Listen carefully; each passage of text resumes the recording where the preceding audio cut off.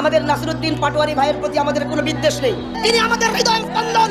আল্লামা জুনায়েদ বাবলুর বিরুদ্ধে যে মিথ্যাচার করেছেন, এই জন্য প্রকাশ্য জাতির সামনে ক্ষমা চাইতে হবে।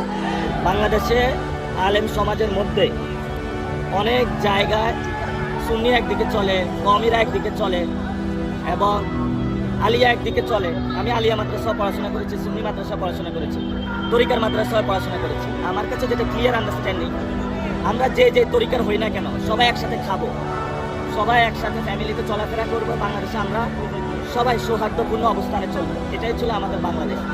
কিন্তু এই জায়গাটা বাংলাদেশের টেবু, অর্থাৎ নিষিদ্ধ। জামায়াত ইসলামী অথবা যদি কেউ সুন্নি করে তাহলে একটু সবাই গুরুত্ব থাকে। আমি চাই সম্প্রীতির জায়গায় সবাইকে সুন্দরভাবে, যেভাবে আমরা মসজিদে একই সাথে নামাজ পড়ি, এভাবে জায়গাটা নিয়ে আসার জন্য যে কমেন্টটা এসেছে, সেই কমেন্টটা ছিল আল্লামা জুনায়েদ আহমদ বাবুনগরী যখন জেলে গিয়েছিলেন তখন উনি অসুস্থ ছিলেন। শহীদ আব্দুল কাদের সাহেব জেলে সবাইকে জন্য কই মাছ পাঠাতেন, উনিও পাঠিয়েছিলেন।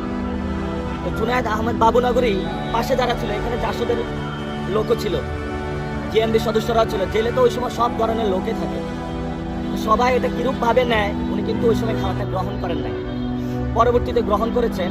এবং তিনি এটা বলেছিলেন এটার মধ্য দিয়ে যে উনি ওনার দারাজ দিল, উনি কিন্তু হেফাজতের আন্দোলনে পুরো বাংলাদেশে সবাইকে নিয়ে এসেছিলেন, কোনো দল মত নির্বিশেষে যোগ দিয়েছিল। এটা নিয়ে সবাই বলছে মরহুম জুনায়েদ আহমদ বাবুনগরী রহমতুল্লাহ সম্পর্কে কমেন্টটা ঠিক হয়নি। যদি আমার এটা নিয়ে সবাই ক্ষুব্ধ হয় তাহলে আমি দুঃখ প্রকাশ করছি।